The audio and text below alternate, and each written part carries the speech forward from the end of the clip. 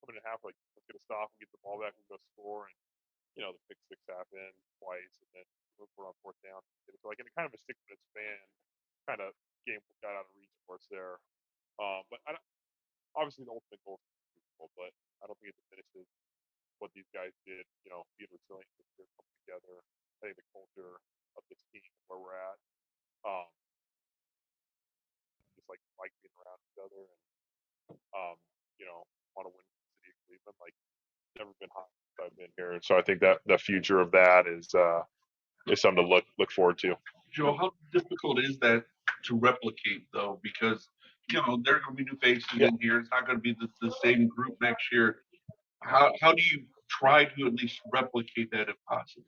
Yeah, I think you keep the structure here. Obviously, Andrew Berry, Coach Stefanski, and I think the main core of guys is going to be back, and I think those guys carry on the culture. But I think we learned, like what it takes to be resilient, and obviously, like you said, each year is different. But I think the main core is going to be back, and the main core can carry that over and be like, hey, this is what we went through. Like, hopefully we don't have to go through anything like that again, but this is what we went through last year. We had 11 wins. We made the playoffs. And, hopefully that's our floor now is, a playoff team that has a chance to win a division and host a playoff game, in the future. Joel, for you individually, this year, I know you're always banged up as an offensive lineman, but the knee, the back, the ankle now, is there any frustration for you with the injuries this year and just having to deal with all that? Yeah, it was honestly very frustrating for me this year. I came into the year and I felt great. I was like, oh, I'm not feeling old. Year 10, like, best year yet. And, from the jump, my knee just like wasn't there. And obviously I had to get surgery coming back from that. It didn't allow me to train, practice the way I wanted to. And I think that kind of just like snowballs into the back, the oblique, the ankle. I mean, the ankle's freak I got rolled up on, but all those other things kind of add together. And it's something you don't want. You don't want injuries. You don't want to be there. And I have high standards for myself. You know what I mean? And I want to live up to those standards. I want it for my teammates, for the coaching staff, and things like that. And being hurt this year definitely took its toll. Joe, do you know how many coaches have come through here over the years? You played for a lot of them too yourself. What can you say about the job that Kevin did? And how do you feel like this regime is going to be going forward, and the stability it seems like you guys now have there? Yeah, I think Coach Stefanski's built a culture here. It's a resilient. I mean, we talk about smart, tough, accountable, resilient team. He probably says that every day, and that's something we focus on. And I think he's built that. And I think Andrew Berry's built that with the guys he's brought in, the people he's brought in, revamping the D-line this year with the guys that he brought in. I think tremendously changed the culture on that side of the ball and for the team. But I do think we've built something. And like I said, I hope it's a start of, hey, this is what we do. This is the minimum. You go to the playoffs every year, and hopefully there's more to come from that. Hey, Joe, after 10 years dealing with all the stuff you dealt with this year, you plan to come back next year? Yeah. I want to play, and I want to show I can still play at a very elite level, like honestly to myself and to my teammates, like, hey, I still feel like I played well this year, but I think there's always more, and you always want to push yourself to be at the top of your game. And I still feel good. I'm gonna use this offseason to get my body right. But I plan to be back. How much do you think everything affected your play? Right, all those injuries dealing with. Yeah, I mean the hardest part for me was just not being able to train, like lift, practice. Like with the knee injury, it's almost like you're taking a month off from lifting. You come back, it's like, oh, it feels pretty good, but then you go into a game, it's like, dang, I got to take this week off to get back to the game. So I think it was just like the little things, and then that adds to towards the end of the season, your back, your oblique, like all those things where it's like, oh, maybe if I would have been able to lift more earlier in the year or practice more, those things add up. So it definitely affected it. And like you said, you want to be out there with your teammates. I wanted to be out there yesterday. Could have been a lot cooler if we would have won the game, but I wanted to be out there with the guys and compete with them. Well, you got snubbed for the first team All Pro this year, after making it the previous 2 years. Were you a little disappointed to not be on there this year? Yeah, I think it's for O linemen, it's kind of like we don't really get too many stats, so it's one of the cool things. I think there's Thuney is a great left guard in this league, and he's been for 8 or 9 years, however long he's played. Tyler Smith is a young up and coming player who's great. Quinn Nelson, like there's a lot of good left guards. So, I was hurt this year. I played 15 games. You know what I mean? I thought we did a good job as an O-line with all the stuff that happened around us. But there's a lot of good left guards in this league. So, if anything, it just drives us. We'll have to try and get it back next year. Are you surprised? It seemed like the Texans attacked you guys differently defensively yesterday from that first game. Did that cut you guys off guard a little bit? I can't speak to like the coverages, that we faced because I'm not really dealing with that. I thought their front was pretty similar. Maybe they blitzed a little bit more than they did in the first game.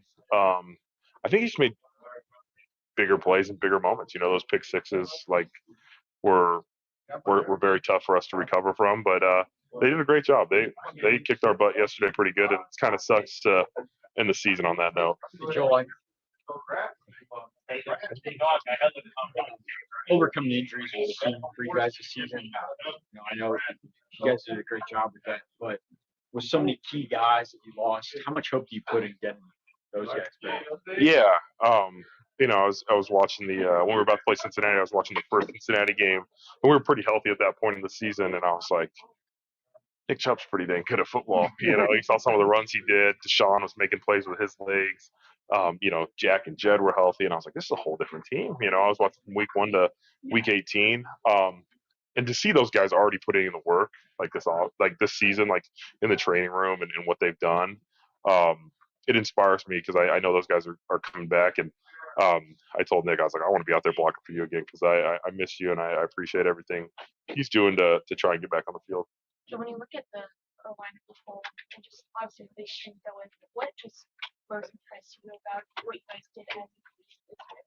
Yeah, we had a lot of different guys have to step up for us. I think Coach Callahan, Coach Peters, John DeCoster, all did a great job of getting guys ready to play. We thought we had a strong starting five that was coming back, and then obviously from day one injuries, hurt us. I think DeJuan stepped up and showed that he can be a starting tackle in this league as well. And then Dunny, like always, came in ready when he needed to. Nick Harris, and then obviously he kept moving down to James and G and all these guys had to step in and make plays for us. But to do that and to still win 11 games and help protect, all 4 or 5 quarterbacks that we had this year, I think it's a testament to the guys. They put in the work in practice and training camp to be ready to go when they have a chance. What do you feel like the outlook is with Deshaun as your starting quarterback coming back next year? I think it's good. He was another one that every time it felt like we were taking a step, he got banged up or hurt. We beat Baltimore at Baltimore with Deshaun. They have a chance. They're still playing. They're playing next week in the division game. The Titans game, the Cardinals game. Like, I'm pretty sure he was 4-1, as a starter this year. With our defense, if they played at the level we know and expect them to play to, like, I feel very confident with Deshaun coming back and being our quarterback. I just a couple weeks ago it got messed up, so I'm trying to make it so it doesn't get stuck like that. So I just wear this thing. We talked all year about the camaraderie and the morale that this team has been able to engage. I know it's probably a little early to say, but how do you see those bonds you guys built throughout this year translating through the off season as you guys try to bounce back? Yeah, it's been cool. I mean, when you can be together, like, I just look at David, and I know everybody's talking about David, but like when he first came in, he was like a 20-year-old kid from Miami, and you're like, oh man, does this guy want to be here and stuff? And now he's been here probably 6 or 7 years now, and it's like grown into like one of my favorite guys to be around. You know what I mean? So like you just build these bonds, and I think winning helps everything. You talk about a culture and stuff, and it's like the winning obviously helps that stuff. But there's going to be guys that are here that are working, they're pushing each other, and pretty much anywhere you go in the country, you have someone that you played with that's going to let you stay at their house or go get a meal with. Joel, you've been here 10 years, one of the senior members of this team. I'm sure you have a ton of memories from previous seasons. What would be maybe the lasting memory, the thing that stands out the most about the 2023 season? I mean, the resilience. If you're talking about like a specific moment, I think the last drive against the Ravens when we drove down and won the game, and that kind of we pushed the pile, as a group on offense. We always talk about being connected. I think that was an awesome moment for our team, and I think that was a step where we said like, hey, we can play with anybody. We have the right guys in here. But lots of memories. Flacco being here and the magic he had was something I'll never forget either. So it was a great year. Ended on a very sour note for us, but I'm pumped to be here and hopefully continue the winning ways. Joel, you talked about, you mentioned earlier that you think this could be the floor. Is this the most optimistic you felt coming out of the season? Yeah. In 2020 when we made the playoffs, it was the first time I made the playoffs, so I wasn't quite sure, but I was confident that we could get back. And then obviously I kind of fell apart a little bit there, but I think we have the right guys in here, the right culture right now. The camaraderie with the room is good. So I am confident in this group and their ability to get back to the level we want to next year. You mentioned Flacco. Could you envision Joe coming back? Would you like to see him come back? Yeah, I don't know how that's going to work. You know what I mean? I know Joe, he's getting older. He's 5 kids now, but I'm sure we'd welcome him back with open arms. He's a great locker room guy. We enjoyed having him here. And he's someone that, you have those guys on the roster that are those kind of glue guys, and I think he'd be one of those guys if he did come back. How do you replicate what you had this year as a team, and how do you carry that over?